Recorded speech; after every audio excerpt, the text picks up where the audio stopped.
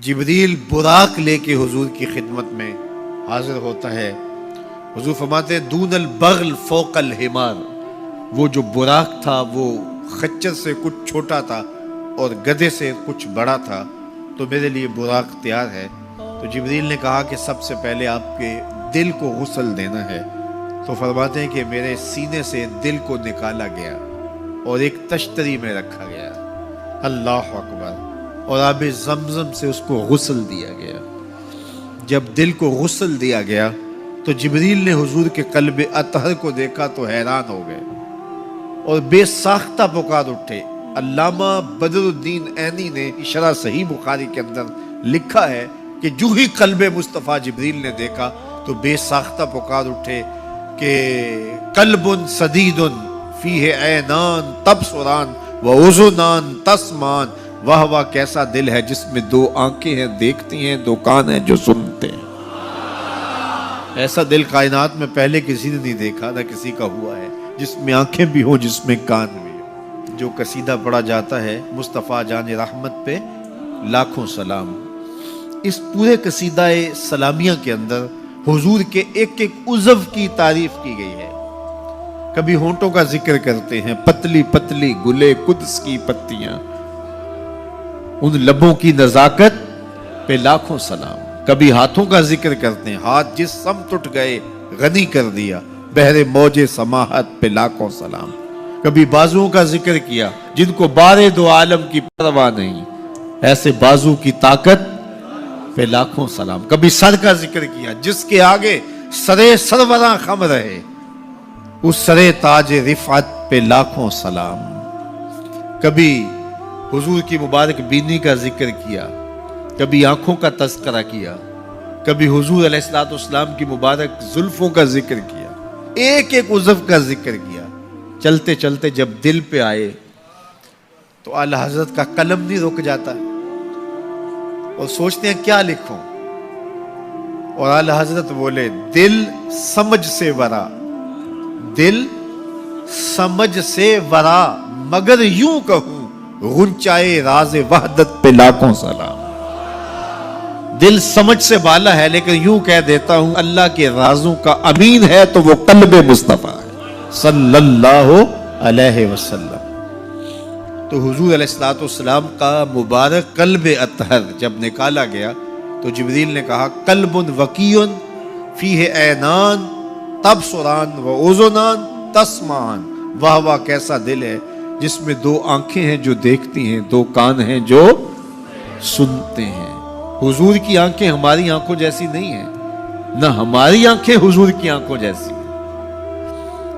ہماری آنکھوں کے اندر تو میل کچیل آتا ہے، حضور کی آنکھوں میں مازاق کے کجلے لگے تھے۔ مست آنکھیں رضا مازاق کے کجلے والی، مست آنکھیں رضا مازاق کے کجلے والی، گر میری سمت بھی اٹھیں تو مقدر جاگے، گر میری سمت بھی اٹھیں تو مقدر جاگے۔ تو حضور کی مبارک آنکھیں، اللہ اکبر، کیا خوب سجن دیاں اکھیاں نے، کیا خوب سجن دیاں اکھیاں نے، جویں پر کے سرائیاں رکھیاں۔ سارے نبیوں کی زندگیوں کا مطالعہ کیجئے،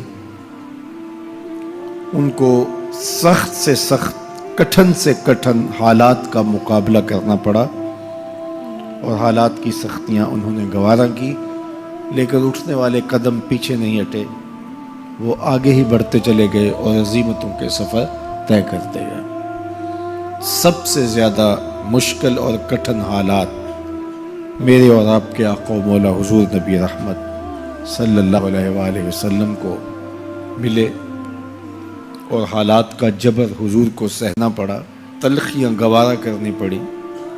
پیدا ہوئے تو باپ کا سایہ سر پہ نہیں تھا، 6 سال کی عمر تھی کہ ماں انتقال کر گئی۔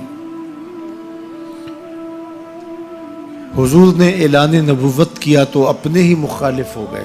سب سے پہلا شخص جو کھڑا ہوا اور جس نے بدتمیزی کی وہ رشتے میں سکا چچا لگتا تھا۔ اس کی بیوی سارا دن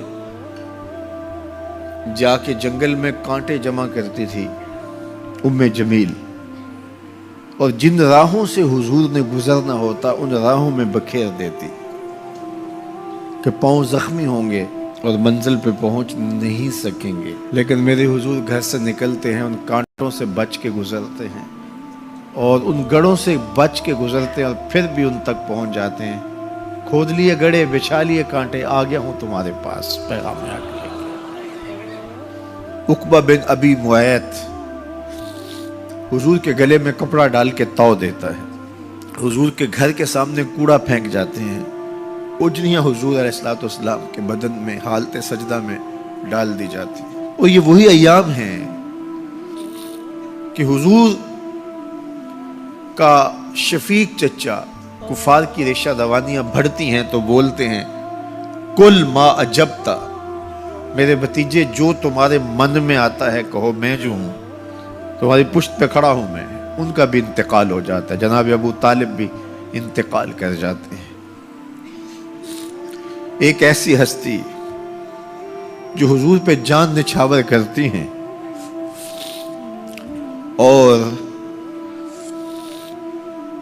کوئی بھی تکلیف ہوتی ہے تو حضور ان سے بات کرتے ہیں تو دل کا بوجھ ہلکا ہوتا ہے، وہ ہے زوجہ رسول سیدہ خدیجۃ الکبریٰ رضی اللہ تعالی عنہا۔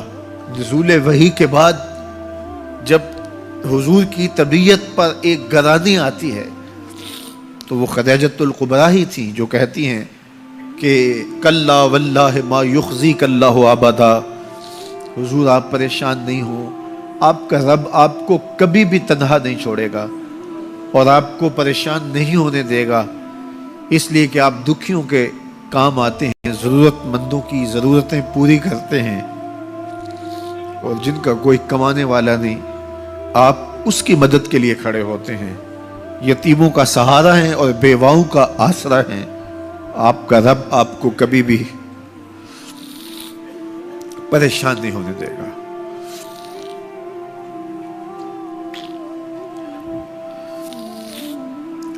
سیدہ خدیجۃ الکبریٰ کا بھی انتقال ہو جاتا ہے، جو ہر مشکل وقت میں ڈھارس بندھاتی تھی، پشت پہ سایہ بن کے نگہبانی کا فریضہ انجام دینے والے چچا بھی انتقال کر جاتے ہیں۔ عقبہ بن ابی معیط کی بدتمیزیاں بڑھ جاتی ہیں، راہوں میں کانٹے بچھتے چلے جاتے ہیں، گڑھے کھودے چلے جاتے ہیں، ادھر حضور کے غلاموں کو پکڑ کے چوراہوں میں لٹا کر کے کوڑے مارے جاتے ہیں، چکیاں پسوائی جاتی ہیں۔ حضور گزرتے ہیں تو عمار ابن یاسر کے خاندان کے ساتھ تکلیفوں کے پہاڑ ٹوٹے ہوئے ہیں۔ حضرت سمیہ رضی اللہ تعالی عنہا جو حضرت عمار ابن یاسر کی والدہ ہیں، ان کو مکے کے ایک چوک کے اندر ابو جہل نیزہ مار کے شہید کرتا ہے۔ حضرت یاسر شہید کر دیے گئے، بلال حبشی چکی پیستے ہیں اور بدن میں ان کے میخیں ٹھوکی جاتی ہیں۔ عجیب عالم ہے، اپنے بھی مخالف سکا چچا راستہ روک کے کھڑے ہو جاتا ہے، اوجریاں پھینکی جاتی ہیں، کانٹے بکھیرے جاتے ہیں۔ طائف گئے تو ان کا رویہ اتنا شرمناک اور اتنا دردناک تھا کہ اس کی تلخیاں بھولتی نہیں ہیں۔ اللہ کے محبوب ایک دن حرم میں آئے اور وہیں ام ہانی کے گھر جو حرم کے بالکل قریب تھا رک گئے۔ فرماتے ہیں آنا بین النوم والیقظہ، میں نہ تو ابھی سویا تھا نہ ابھی جاگ رہا تھا، میری درمیانی کیفیت تھی۔ تو فرماتے ہیں کہ میں اپنی چچا زاد بہن ام ہانی کے گھر میں تھا کہ جبریل براق لے کے آ گئے اور آ کے سندیسہ دیتے ہیں ان اللہ اشتاق الی لقائک یا رسول اللہ، محبوب زمانے کے دکھوں نے آپ کو گھیر لیا اور تکلیفیں حد سے تجاوز کر گئی ہیں۔ رب کہتا ذرا آؤ نہ میں رخ سے نقاب اٹھاؤں اور آپ کو جلوہ کرا کے سارے غم غلط کر دوں اور سارے دکھ دور کر دوں۔ تکلیفیں حد سے بڑھیں، اذیتیں زیادہ ہوئیں تو مالک نے کہا محبوب وہ منظر بھی دیکھے کہ طائف کے بازاروں میں لوگ پتھر لیے کھڑے تھے، اب وہ منظر بھی دیکھو، رضوان جنت کے پھول لیے کھڑے ہوں گے، فرشتے کتاروں میں منتظر ہوں گے، وہ پتھر لیے کھڑے ہوں گے، یہ پھولوں کی کلیاں لیے جنت کی حوریں کھڑی ہوں گی۔ تو حضور کے استقبال کی تیاریاں ہیں. جبریل براق لے کے حضور کی خدمت میں